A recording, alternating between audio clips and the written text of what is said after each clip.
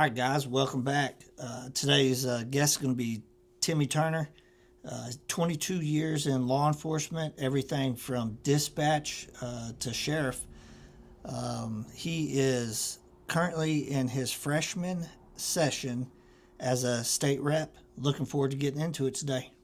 All right, Tim. Well, man, I appreciate you coming down. I know you had a little drive to get down here.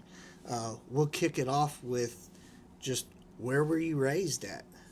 First I want to say thank you for having me. Been following your channel for a little while, and man, it's just so neat to see hometown guys and guys from the area that serve the mission that we serve, which is public safety and making sure that people are taken care of. So I went to school, born and raised Shakota. I graduated Shakota High School in 2002, and had a little stint at college that didn't last very long, and then went to work at the Shakota Police Department at 18 years old. So you worked at the Shakota Police Department. Yeah, I started at Shakota. Chief Andy Blizzard, who's now passed away, Chief Blizzard hired me as a dispatcher and jailer, and I stayed there for a short amount of time before I left the police department, went to McIntosh County Sheriff's Office, where I started as a cook. I was the cook in the kitchen and a jailer. So I cooked meals and did their laundry for about 6 months before I was able to get to the dispatch table. Okay. So did you know, like, before you started originally at Shakota, did you know you wanted to get into law enforcement, or how did that happen? Man, when I was about 15 or 16, there was a couple of Shakota police officers that, I knew, my dad knew, and I'd go hang out with them. And, a lot of kids would be uptown dragging Maine, and I'd be hanging out with those guys or, riding. And one of it was to be nosy, and two was because I just felt like I had that call for service, and was able to go do that. And then I realized, hey, that's what I wanted. It was, it started out more of the adrenaline, and then it has went to more just of a service of passion for wanting to help people. I think a lot of guys, when they get into law enforcement, fire, EMS, when they're young, it's all of the excitement that draws them to it for sure. So you were raised right there in Shakota? Yeah. So actually, went to Shakota, grew up on Texana Road, which is in between Shakota and Eufaula. That's where my mom lived. My dad lived out east of Shakota for a good while. Then we moved into town just outside of Shakota on the west end. So I'd split time between Texana Road and Shakota. So yeah, my whole life was pretty much Texana to Shakota. Did you spend much time hunting and fishing out there? It's a great place to do it. So man, hunting and fishing wasn't really my thing. I enjoyed, in Shakota you had the indoor arena for a long time, so I had a lot of team rope and stuff. Enjoyed going out there with those guys. The Duval family. My dad was good friends with the Duval family. Go out there and watch them throw steers quite a bit. Uh-huh.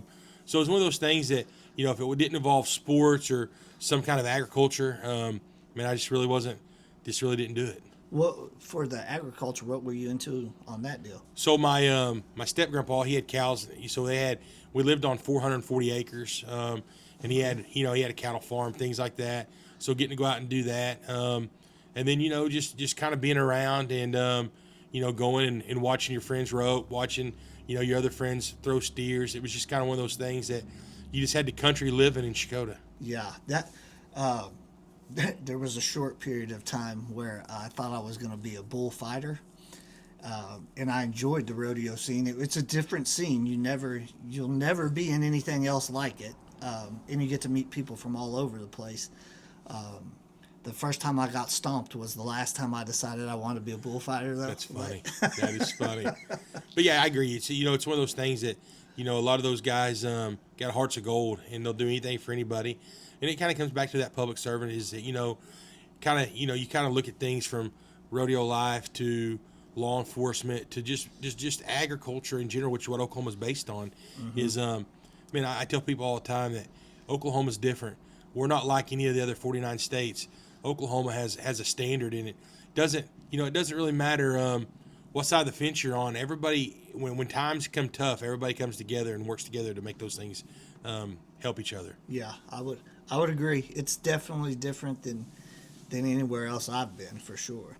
Okay, so from the agricultural and the rodeo background, you're over there at the sheriff's office cooking for 6 months. Yeah, cooking and doing laundry for about 6 months, and then they have a dispatch position come open.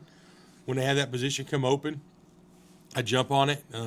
That's what I did at Shakota, and from there, I mean, I stayed till I was 21, and when I was 21, I came to Pittsburgh County for about 7-8 months, and went back to McIntosh County, went back home, and wound up.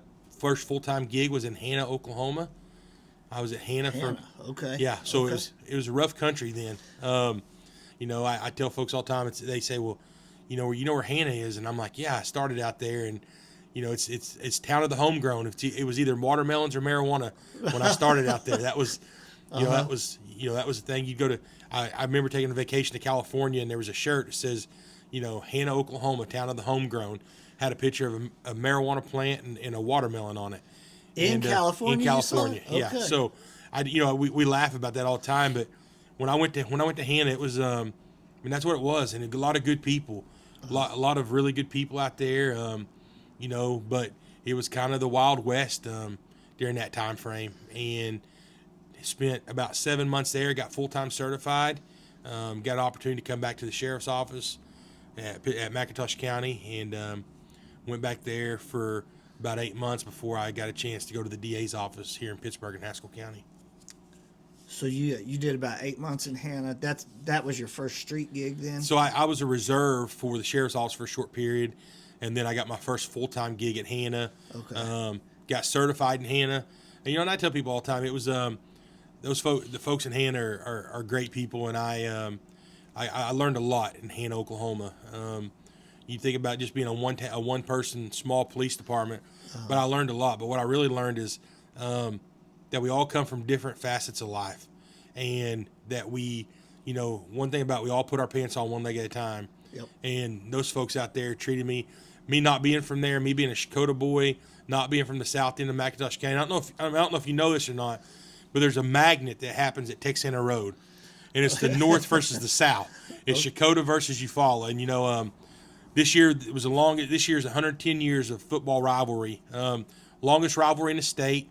Wow. 110 years was this year, and and now it's gotten more fun, especially now in my role as a representative, I have I don't have the city of Shakota, but I have outside of Shakota, and I have all of Eufaula, and I tell people, I said I now wear maroon. I now wear maroon and white, and I wear blue and white, and I wear red and white. I mean, it just depends on where I'm at, because I look at me representing our kids and me being involved in our kids' activity. That's actually taking care of our future. That's the kids that we're impacting the most. Right. And but I tell people all the time, if you're not from that area, you don't know there's a magnet at Texana Road that divides the north from the south. Yep. Repelling right there. Yeah. Yep. I completely understand. Here in McAllister, it was always McAllister in Ada. Yeah. And I can remember people caravanning from one school to the other.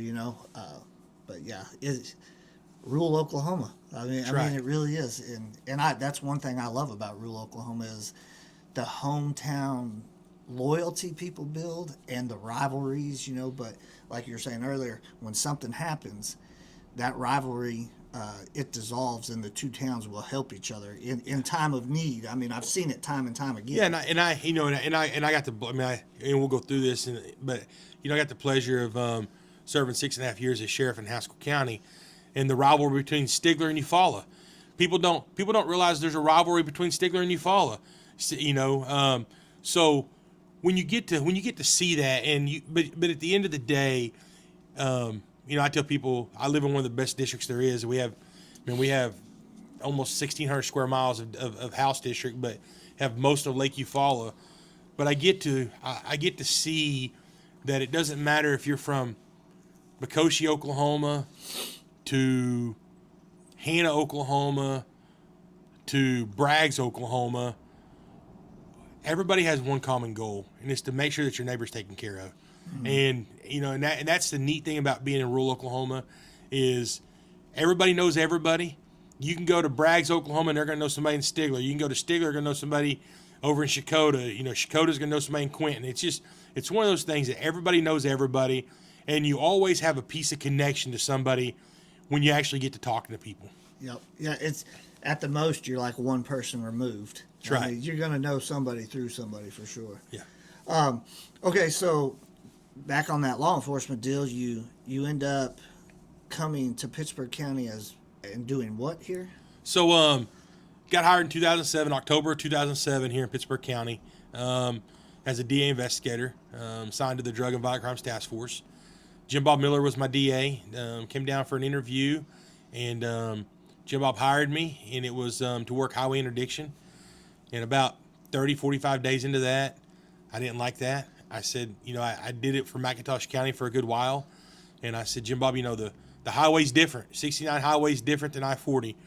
And I said, I want to go back to working county dope. I want to go back to working drugs within the county. So got the opportunity to do that, and got the opportunity to work with some good people here in Pittsburgh County and also in Haskell County. And about a year and a half later, we got a new district attorney, which was Farley Ward. And Farley kept me, and at that point, we grew the task force. We brought the PD on. We brought the sheriff's office on. So, we had, Jeremy Kennan, Sean Delana, Max Clark, myself. We brought Walker Stewart on. So we had a true OG with Walker over there. And Walker's still in the game. Walker, well, actually, he's retired now, but yeah. Really? Retired about 2 months ago. But okay. I haven't seen him. Yeah, Okay. yeah, so he's all right. But we got that opportunity to kind of all come together and put a task force together, and I will tell you that's probably one of the funnest parts of my law enforcement career, because it was just, we had a good group of guys, and during that time, when we all started coming together and started working together, we wound up doing a pretty good wire case right here in Pittsburgh County on the Richardson boys. They were selling crack cocaine, and I think it was they both got convicted.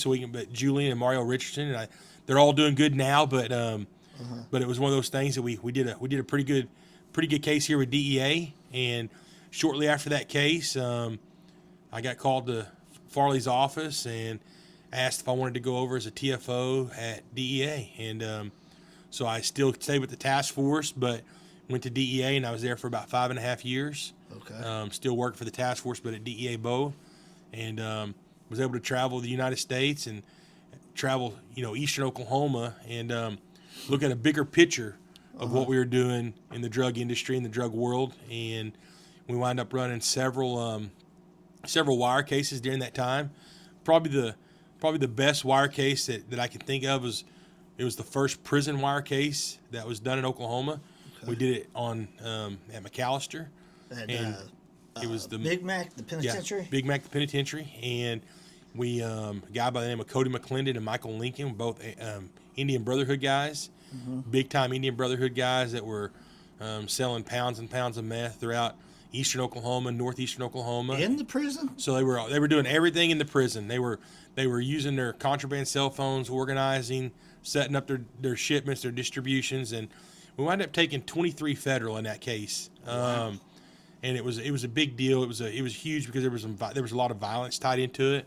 Indian Brotherhood is a very violent prison gang, and those guys get out of prison and they stay within their organizations, and so. Probably one of the biggest.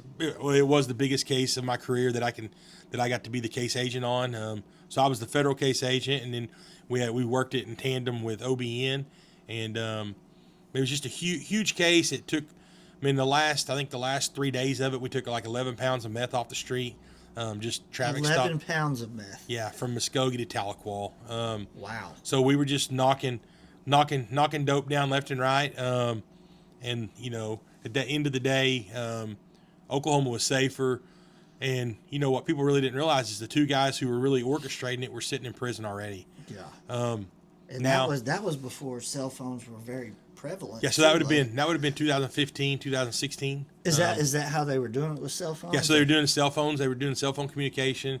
They were doing a lot of FaceTime calls, Zoom calls. So they were using FaceTime, and they were using things that we went through during COVID, but they were using it back in 16 because that's what the prison was. That's how they operated. Right.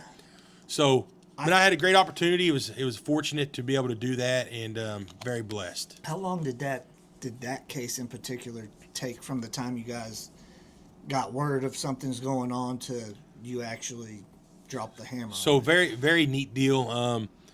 We learned about it in August of the previous year and started working on it, putting it together, and we had folks arrested very quickly, probably within 6 to 7 months of us learning about it, only because that operation was fast ran, and when you do a wiretap or you do things, there's a lot of things that you have to jump through. There's a lot of hurdles that you have to go over, and because listen to one's phone is a privacy. I mean that's a privacy that somebody has.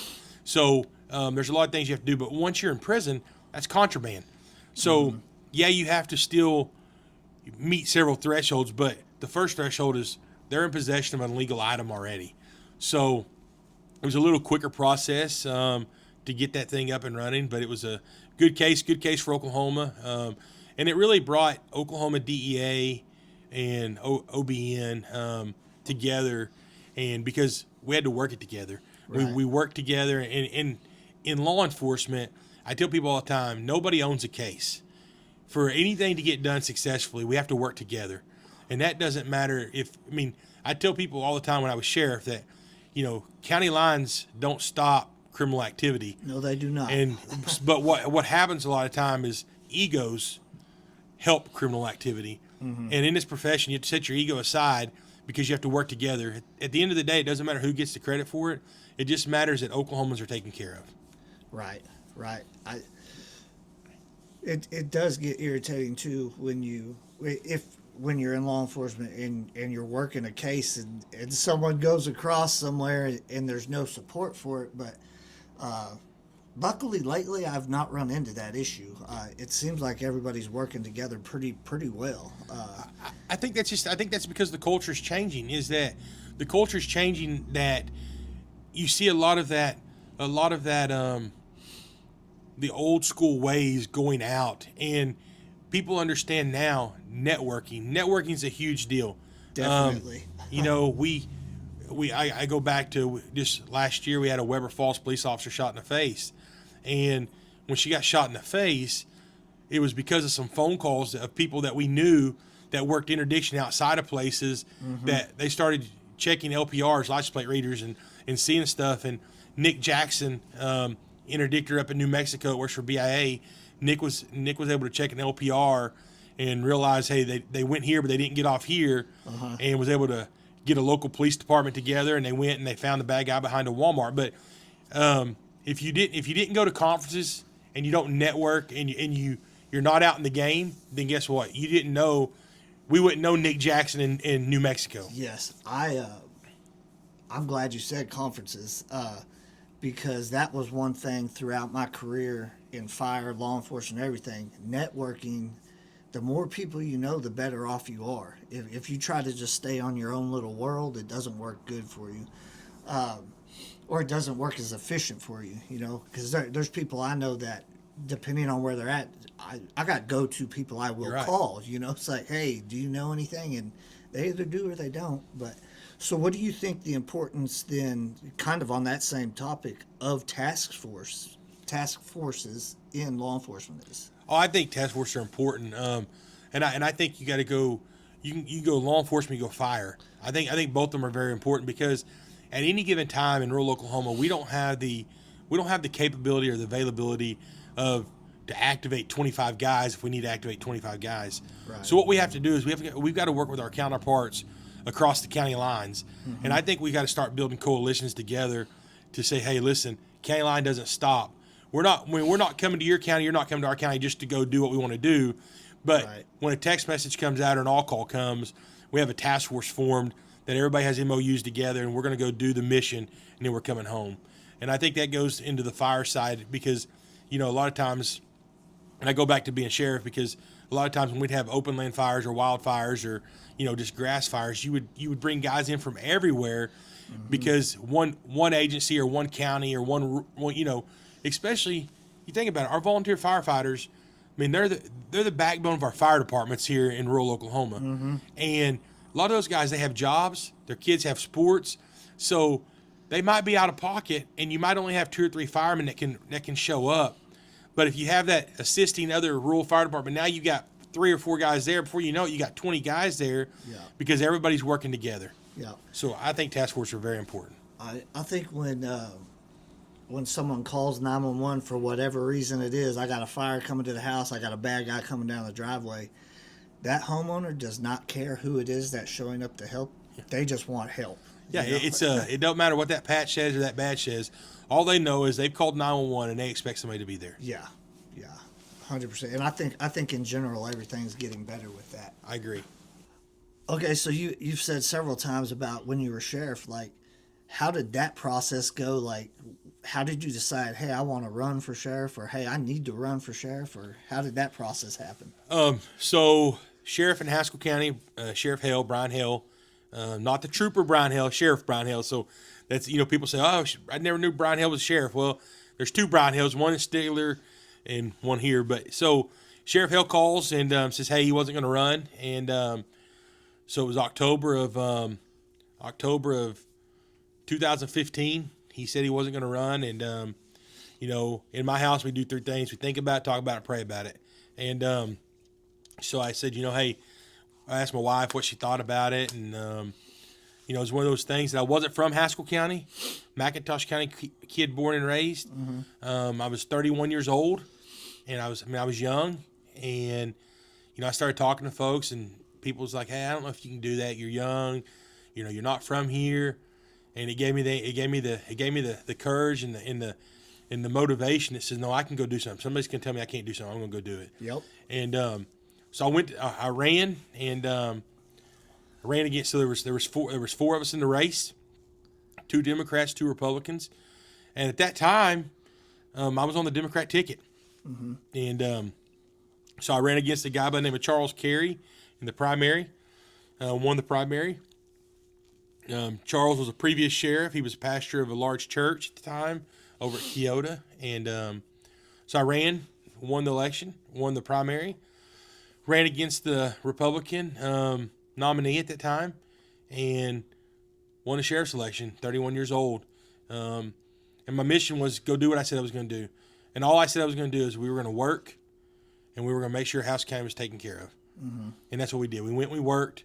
We wound up hiring some good folks are there. Some people left, but wound up getting a good team around us, a team that we had a mission that our mission was to serve and protect, and that's what we did. And re-election came up, and won re-election, and then 2 years later I left and went to the Inspector General's office. But my 6 years there, we was one of the first counties to sign a contract with the Choctaw Nation to house their inmates during McGirt.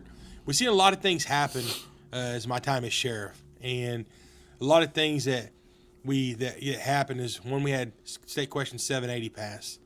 When State Question 780 was decriminalization, it was taking felony crimes to misdemeanors. We then had the McGirt Sizemore decision to come down, that Native Americans within tribal boundaries didn't get charged in district court. And then we were faced with State Question 788, which was the medical marijuana that really just opened up the game to the Wild West of marijuana. And then during that time we had COVID.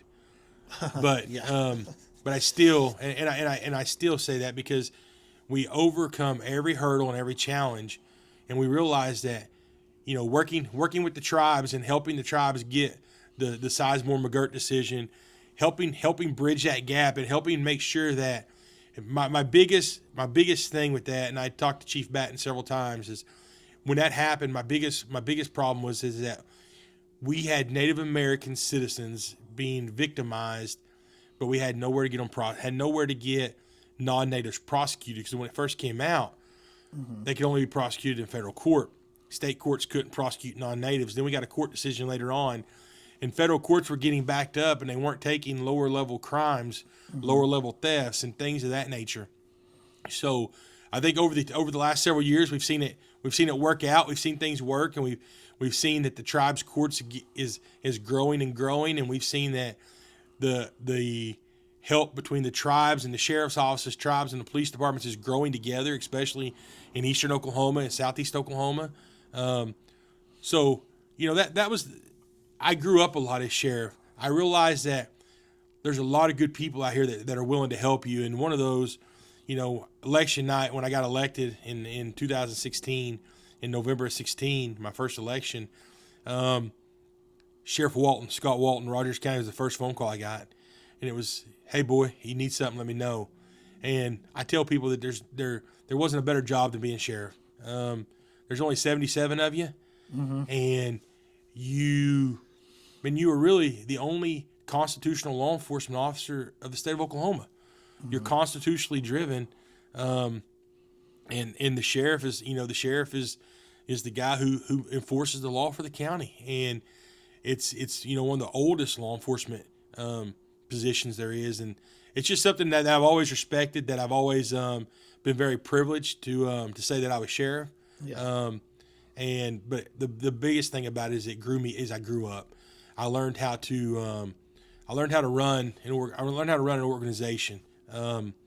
In 2022, I was given Sheriff of the Year, and I'd won a lot of awards, from Narcotics Agent of the Year for Oklahoma to District Attorney Investigator of the Year for Oklahoma. But the biggest thing to me was that 76 other sheriffs thought you were the best.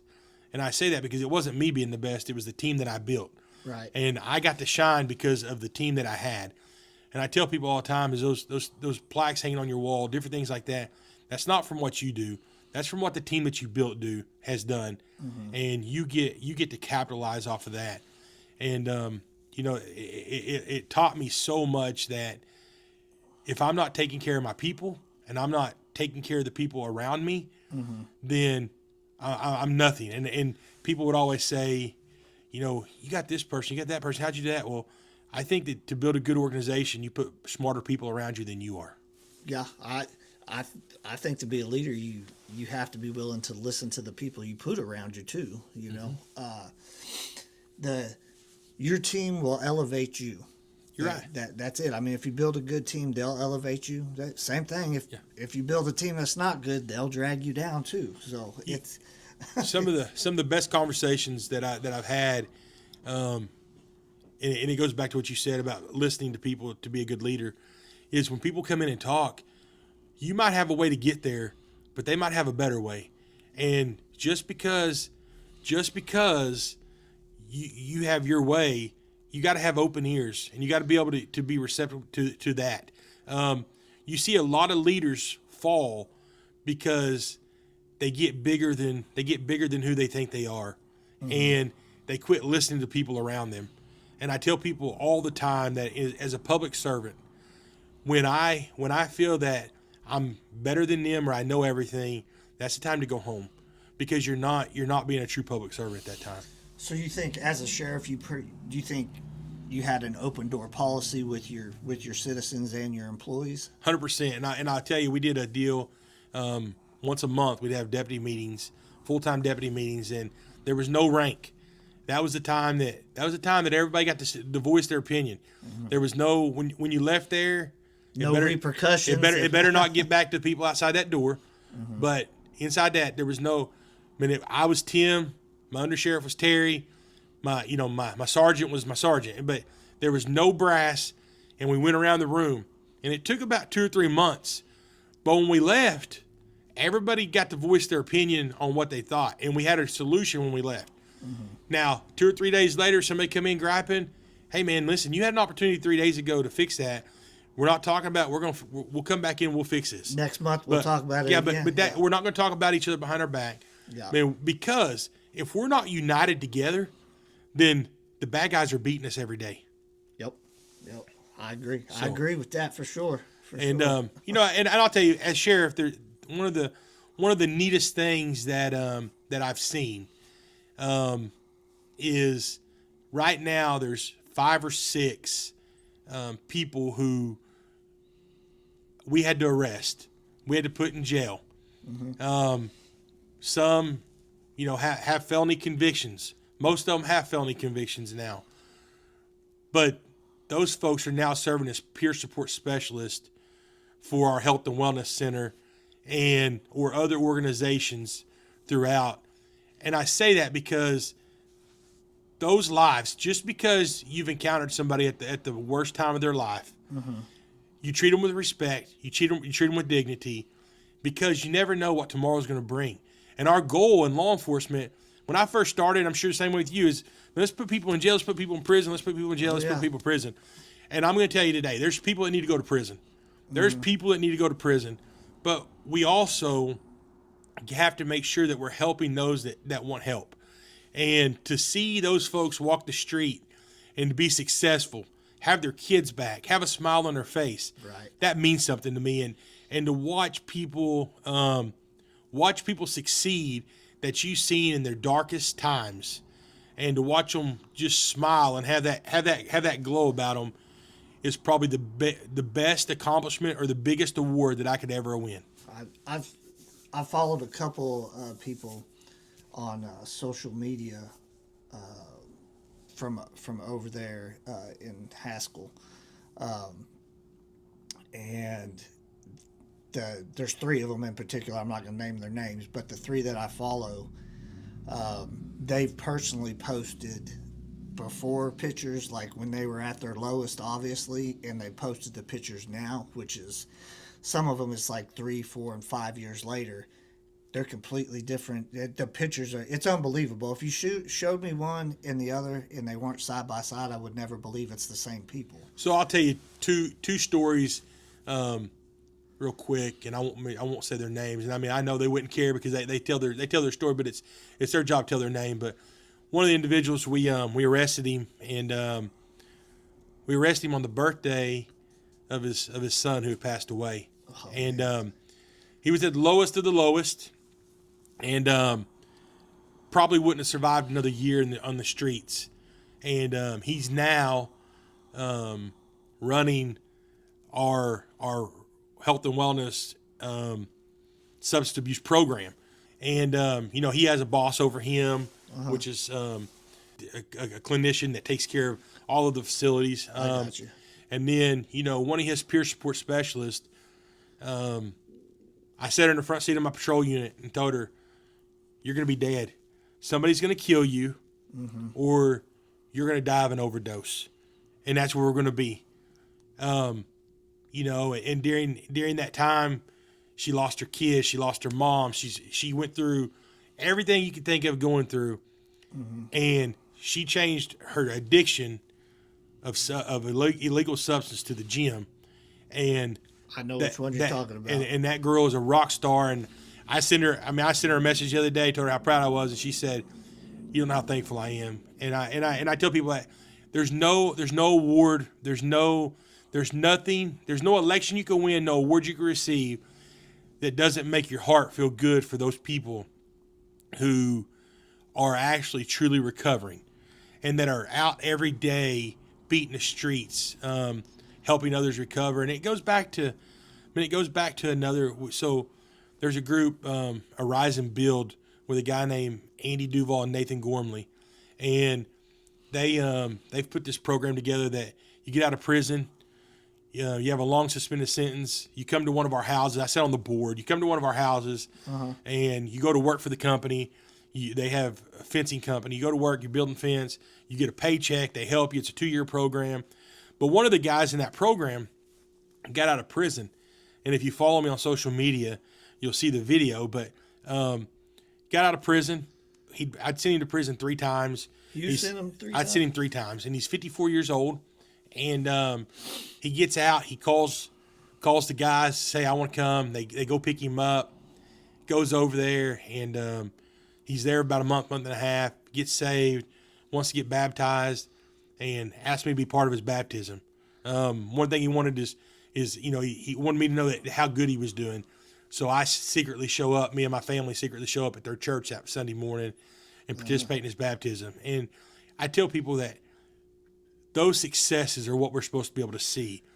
But what we're seeing right now, and you'll know this in the law enforcement, fire side, police side, ambulance side, is that what we're seeing, because of State Question 780, we don't have the teeth to help people get help anymore.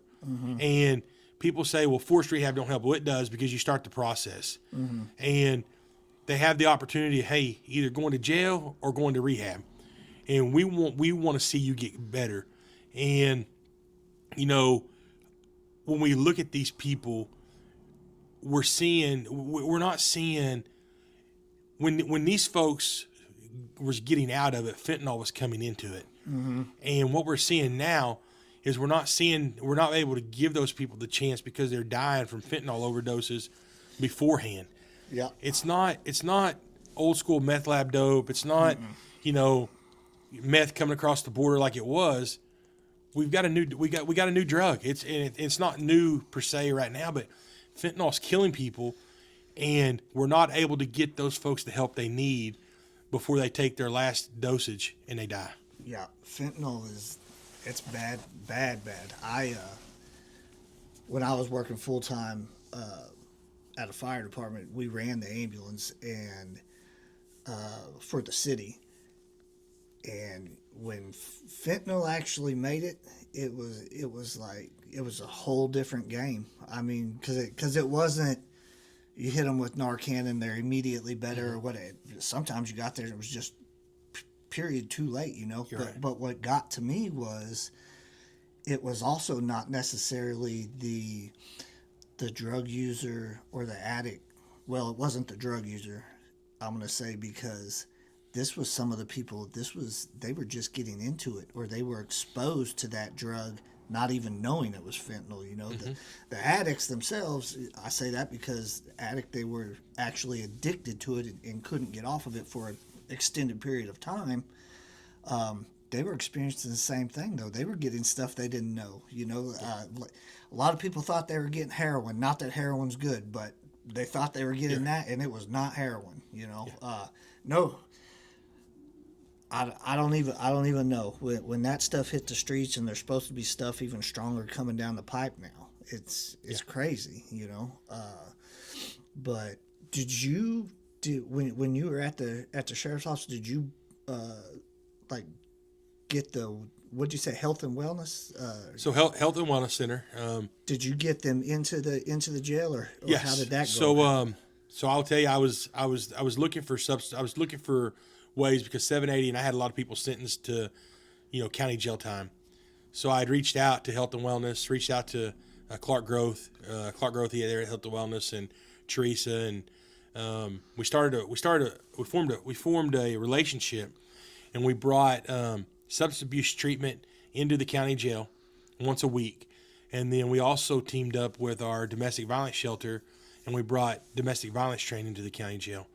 And part of getting out of the county jail earlier, because sheriff gets to control your sentence, kind of like DOC controls your sentence. Sheriff gets to control your sentence. Once you come in, if you get sentenced for a year, we can give you good days. We can release you early. We can have you as a trustee status, and you can earn time.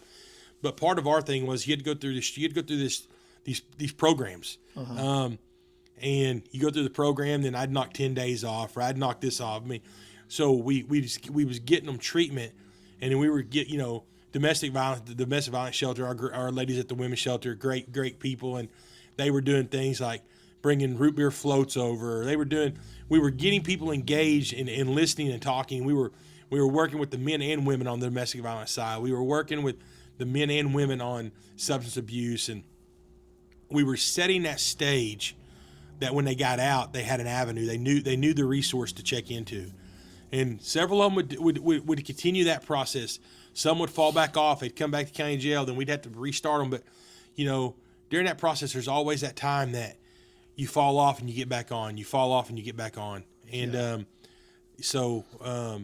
we established that relationship. And then later on, I was asked to get on the Health and Wellness Board. And I got on the board. I've been on the board 6 years now. And, we've done some amazing things. And you're still on the board? I'm still on the board. That's still on excellent. the board. And, I'll tell you that, my focus on the board is making sure that we continue our substance abuse and mental health treatment. Substance abuse and mental health go hand in hand together, mm-hmm. and Oklahoma struggles. Oklahoma struggles from that, and it's something we've seen this year with the legislator that, we had to go in and do some hard things to mental health. And but I think if you treat substance abuse, you treat mental health. If you treat mental health, you treat substance abuse. They kind of go hand in hand together. Yeah, I would agree with that. And you definitely see that too when you're on the street. Yeah. Like if you've been out there working, you definitely see it. No matter what job you got, you're gonna see that. Like, so when did you left the sheriff's office and you went? You said the attorney general's office, Inspector General's office. Inspector General.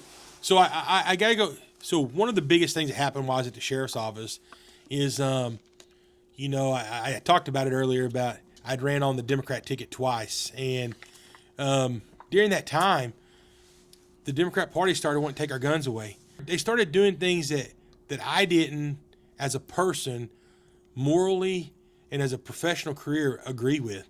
And at that point, I said, where am I? What am I? And I went that day and I switched to Republican. My whole family switched.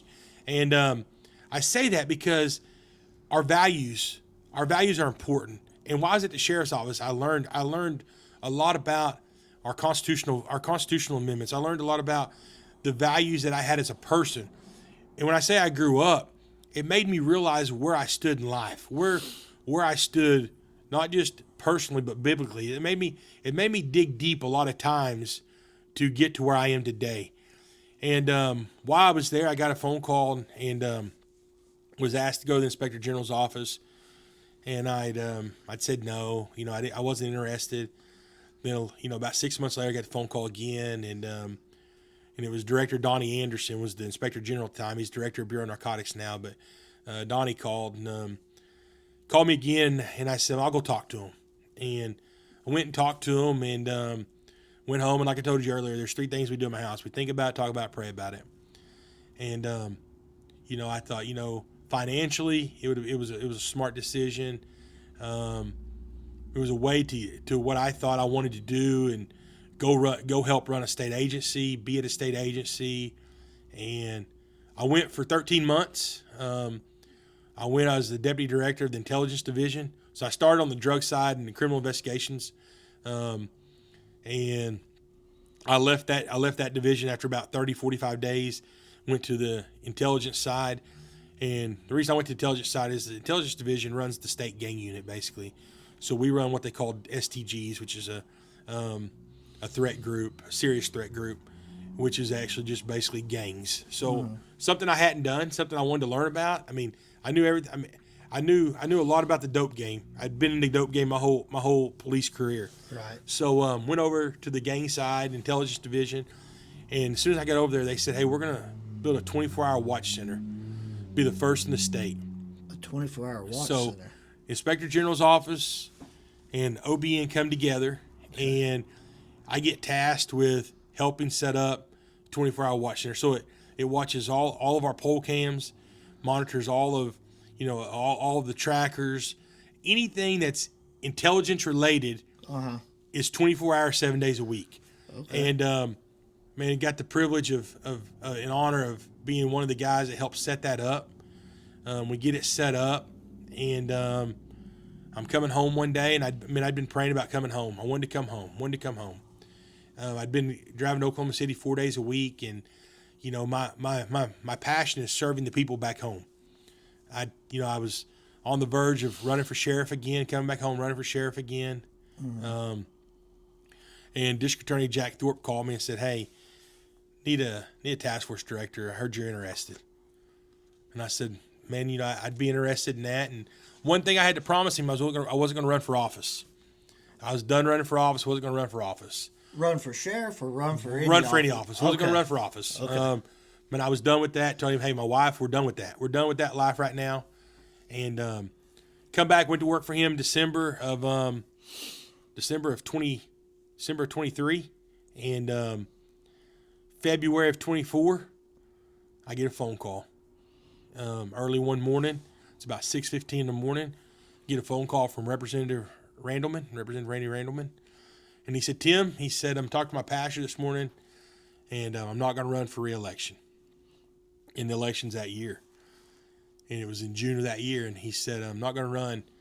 And I don't know how she heard it. I don't know where it come from, but my wife's getting ready for work, and she opens up the bathroom door, and she said, "No." No. And I said, "They have super hearing." Yeah, I don't know how they do it. I don't know how they do it. And she said, "No." And I said, whoa, we think about it, talk about it, pray about it. And she's like, no, we're out. We're not doing it. We're not even talking about Yeah, this. we're not doing it. Yeah. So a little bit of time rocks on, and I asked Dr. Randleman to give me a couple weeks before he made it public. Rocks on just a little bit, and man, I'm thinking about it, and I'm praying about it. I go talk to Jack Thorpe, tell him, and I said, hey, listen, I made you a promise, and he said, hey, whatever your decision is, I'm going to support. Mm-hmm. So wife and I talked about it some more, and I told her, I said, my goal in life was always to be able to serve where I grew up. Mm-hmm. And I said, but I had to get away because a lot of folks, I mean, they know you as Timmy Turner. They know you as little Timmy Turner. And I was able to get away and go to Haskell County and build a department that was looked at not just in Oklahoma, but was looked at across the different states. I mean, yeah, very, very close. During my time as sheriff, I became very close with Mike Lewis, sheriff up in Maryland, very connected to President Trump. Sheriff Mark Lamb down in Pinell County, two guys who I talk to weekly, who probably two of the biggest names in the business. Sheriff Grady down in Florida. Those guys that seen what we were doing with the little department, because we were going to those conferences, we were networking, they were seeing what we were doing with substance abuse treatment. Sheriff Lamb lost a whole family due to a DUI driver, lost his son, lost his daughter-in-law, lost his grandkid. And so we were able to connect on things like that, and we were able to show, and medical marijuana had came in, and I was able to do some podcasts and do some stuff with New York Times stuff on the marijuana in Oklahoma being the Wild West. And I said, I want to come back home. I want to, even though I'm at a DA's office serving the people that's right around us, I wanted to always go back where I grew up and show them that, hey, I wasn't just that little snotty-nosed kid that was running the streets that I'd grown up. And so one day I'm at home and my wife says, hey, we're in this thing. Let's do it. So we jumped in it. I mean, fire blazing. We was in. And how did she come to that decision? I think she just seen that it was my passion that I wanted to do. And, I'm blessed. She doesn't tell me no very often. I got some crazy, just kind of like probably with you and Steph. You got some crazy decisions, and they look at us like, "What are you doing?" But okay, let's try it. And we jumped in, and at that point, there was only one other guy in the race. There wound up being 5 of us in the race, and we worked our butt off. We hit over 5,000 doors, knocking 5,000 doors, and we won a 5-way primary outright in June with 53% of the vote. Wow. Should have went to a runoff, but I tell people that it shows you that it was God driven. It shows you that it was the right that we were in the reason we was in the race for the right reason, and it's not to serve myself; it's to serve the public. Yeah. And I will say this: when I'm on social media, like every time I come across your page, you're somewhere else with another community center, or you're at another public activity with these people. Like, you are constantly interacting with your people, and that's to be commended. Like, you didn't get it, and you're not in office, doing whatever. Like, you're actually out there amongst the public, amongst the people. So I definitely commend you for that. And I think that goes back to, as a state representative, we have 2-year elections, and those 2-year elections are very important because I look at the representative. We're the representative of the people. And, I told this last night at a meeting I was at. I said, there was some votes that we have on the House floor, that some things that, I might not have liked 100%, but my district liked it.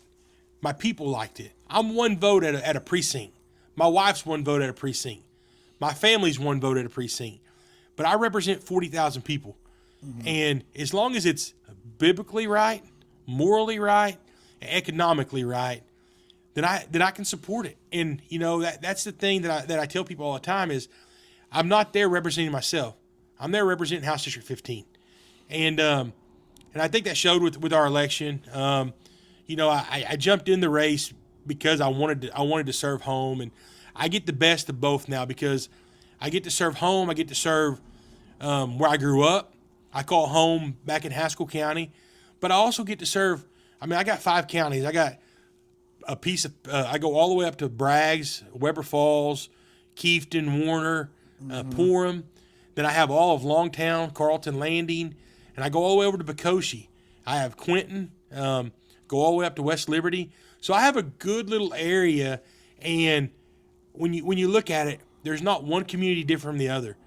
We're all Oklahomans, and Hardworking people. we're all hardworking, good folks who believe. Man, we believe in faith, family, and freedom. That's what we believe in, and I haven't found. I might find one or two every now and then that have a little different view than what we have, but most of the people, we believe in faith, family, and freedom. And if we don't believe in faith, family, and freedom, we're not going to go anywhere anyways. Yep, I agree. Faith, family, freedom. Without those three, it's a dark road. You're right. Oh, what has been? What do you think the general public doesn't know about being a rep? Like, what would they be surprised? You know, people think that, and you hear it a lot of times. You guys are only in session February through May. That's right. We're in Oklahoma City February through May, Sunday through Thursday. But being a representative is a 24-hour, 7-day-a-week job. If you do it right, because all the time there's a road issue, there's a public safety issue, there's some sort of issue that we can help somebody with all the time. Now, you know, I tell people a lot of times, hey, you know, I can't always fix everything, but all I can do is check on it for you. I can try to maneuver some things, but it's a full-time job. You know, a lot of folks say, well, it's just February through May. Well, no, it's a full-time job. That it's completely different world, but I know when I was in the fire service, it was always, well, you get to sleep. Well, yes, I do get to sleep while I'm there for 24 hours, but I'm expected to be able to do anything and everything on my plate within 24 hours. And you know, the good thing about you guys getting to sleep is you knew you had the police out there protecting you. Oh, Lord. Oh, Lord. There we go. Okay, there all we go. right. Now, we brought it to there. Yeah. You know, I was always thankful that it was such a close-knit community between the first responders where I worked. You're right. As far as, like, my brothers in blue, where they had my back just like my brothers in red. I mean, like, it was one of the fondest times I've ever had as far as the brotherhood that was developed at the place I worked with my core group of guys. I mean, it was great. And the thing is you and if we weren't making fun of each other, it was a bad day. And the good thing that I always liked about being down here is, man, you were less than 20 steps away from each other. So you were always seeing each other. You know, a lot of times you guys did dinner. I mean, there's a lot of things that people don't see, and we're always able to have those jokes. But at the end of the day, we're there for each other no matter what. Yeah, the first responder community in general, you know, like, we're allowed to make fun of each other. Yeah. But you're not allowed to make fun of my brother. You're right. You're exactly right. We'll have words, you know. You leave my brother alone, but I'm definitely going to pester him. I mean, that's kind of like, you know, that's kind of like us. I mean, we make fun of the troopers. All they do is want to stop cars, and we're taking call. I mean, woo! Yeah. No. I mean, you know, we but I say that all the time. We as first responders, we see a lot, we live a lot, and people don't realize that sometimes we have a sense of humor. It's pretty dark. But at the end of the day, we're a family, and really, your sense of humor, my sense of humor is going to be alike because we've been through those times that a lot of people haven't had to be through. Yeah, we've had to tell that mom that their child's not coming home. We've had to be in that critical incident where, you know, you got bullets coming at you and you're shooting back. I mean, there's things to that nature that people don't see, and you know, I tell people all the time that there's scars that don't wash off, and you know. There's things even though I'm in a different role now that I think about every day that, you know, I a lot of people don't know this about me, but it's part of my story. In June 13th, 2015, my wife and I and child were coming home from Tulsa, and we had a car crash, and motorcycle was 8.5 foot in my lane, and we hit a motorcyclist and it killed him. Oh. And I tell people, even though the causation wasn't my fault, it's something you live with every day. Yeah. It's something you have to get up with every day.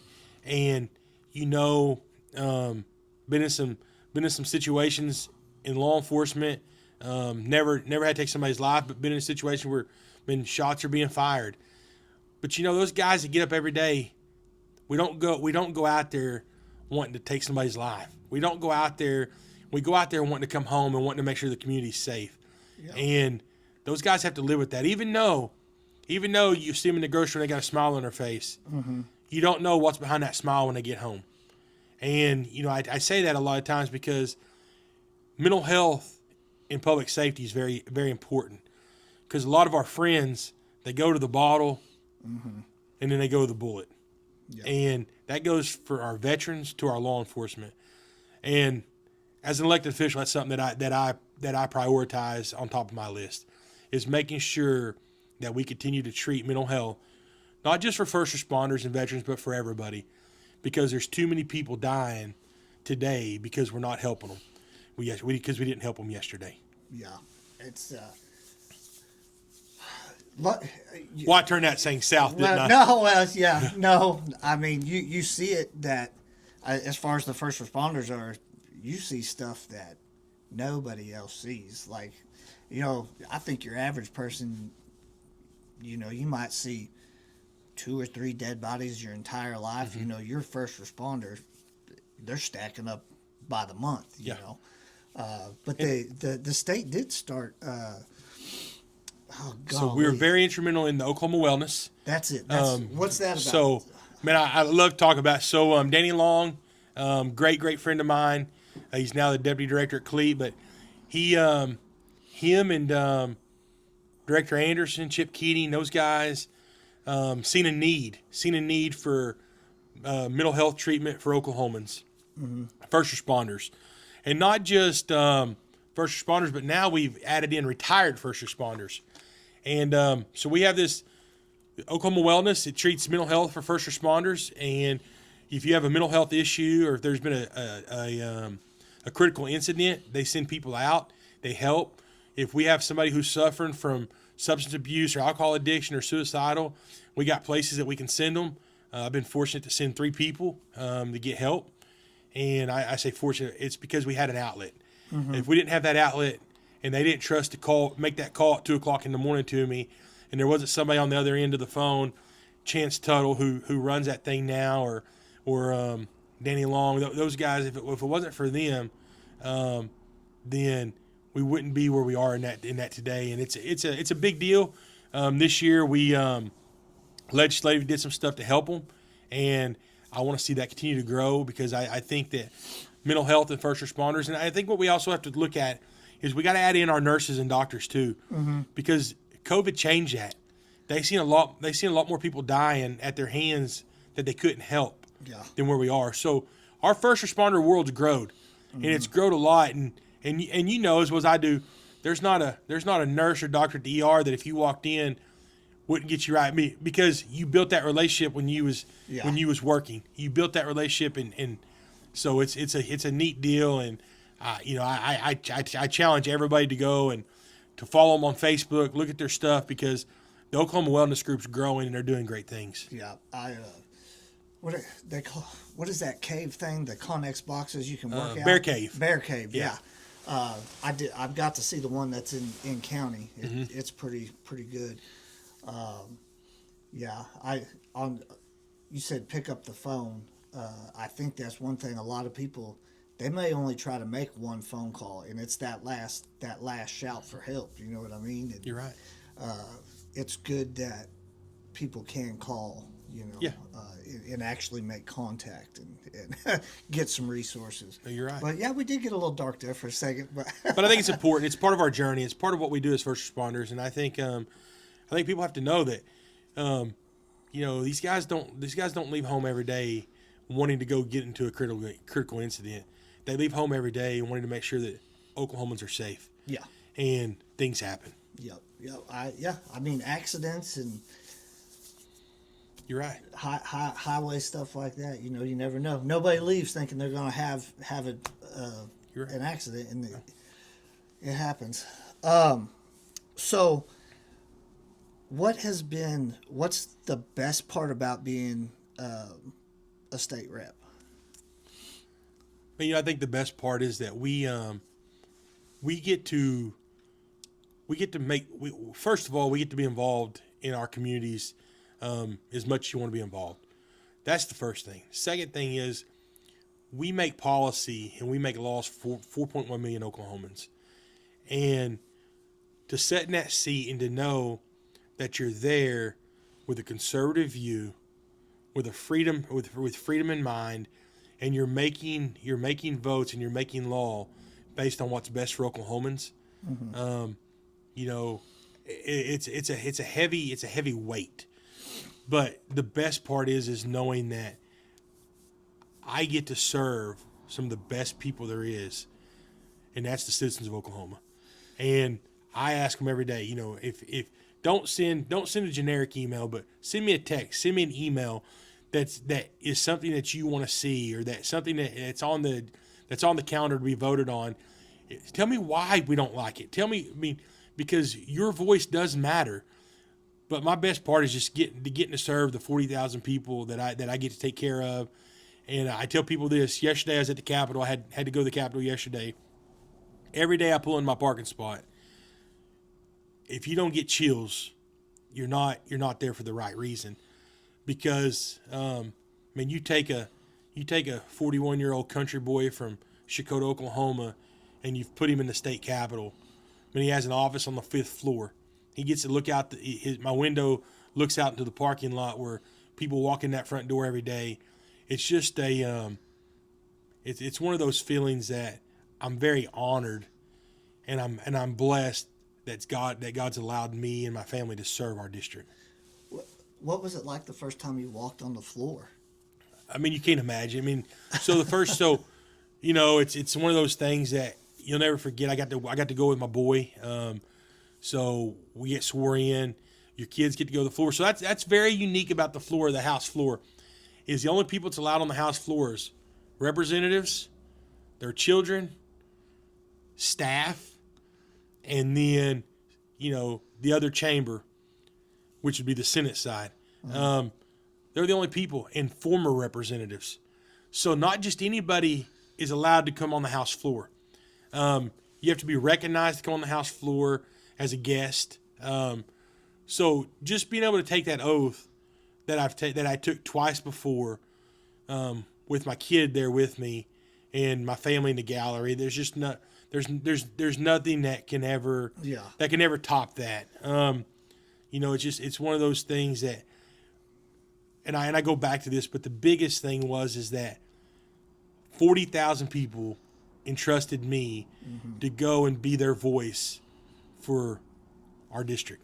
Yeah. So that's pretty amazing.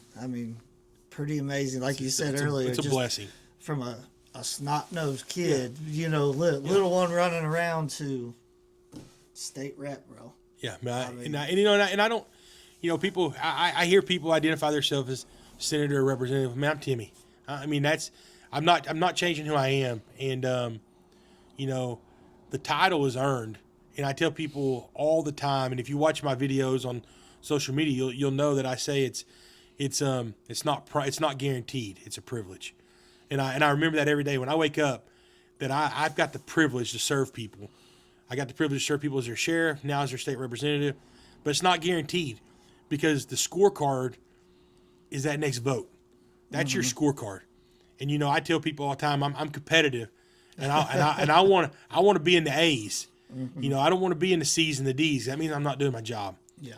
And I want to be in the A's. I want people to know that I'm there for the right reason, that I'm there to take care of Oklahoma, and that Oklahoma is my best interest. But first and foremost, my interest is House District 15. And, biggest thing that I challenged when I first came into office is I hadn't even been sworn in yet. I'd been elected, but we had a 900 windmill project coming from Turnpike of Hannah all the way through to Pittsburgh County and to Haskell County. And I had to work diligently, and that company wound up not doing it. But they were going to put wind turbines 720 foot tall straight across Lake Eufaula. Really? And people don't realize that that's $400 million a year economic impact that we have. Mm-hmm. You take that economic impact out, where are we at as a district? Where is McIntosh, Pittsburgh, Haskell County at financially? Because a lot of their revenue is driven off of the lake. It's a tourist community. Yeah. So that was one of the toughest things. People come from all over the United States to fish that lake. Yeah, and and it's the largest man-made lake. And you go back and you look at the history of it. The lake didn't have a long shelf life, and we've exceeded that shelf life, and we still have one of the largest bodies of water that attract the most people from all over the country, right here. Right here in Pittsburgh County. Yeah. It's a privilege, it's an honor, and we have a lot of good things. I tell people all the time, and I jack with Representative Dempsey down south. I said, before I leave office, I want Lake Eufaula to be what Ho Chi Town is, because we got something you don't have. We have water, and I want to see that economic growth. I want to see my kids and my grandkids prosper off of growth that we're able to bring together as a community. Right. Yeah. I like it. I like it all. I got to ask you the last question I ask everybody here. What would you tell 19-year-old Timmy, if you could tell him, if you could go back in time, what would you tell him right now? I think the biggest thing is you got to make sure that you follow your heart, 2, be a leader, and 3, make sure that you take care of your family, make sure that you take care of your faith, and make sure at the end of the day that you remember that the people who sacrificed their lives is what's resulted in the freedom that we have today. Mm-hmm. And I think that is the most important thing that we can do is just follow your heart, lead, and when you lead, you're going to lead your family to faith, and you're going to lead others to freedom. I like it. I like it a lot. Man, I appreciate it. Brother, I appreciate you coming down.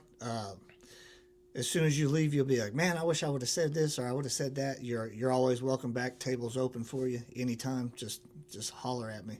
Man, I appreciate you. Appreciate what you're doing. You're letting local people tell their story, and that's very important. And you got a good thing going. And man, I'm excited to see Oklahoma's doing great things, and you're doing great things between what you do training other first responders and now letting people get their stories out. I mean, Robbie, it's always been a pleasure, and I really appreciate you this week. So thank you. Thank you, brother.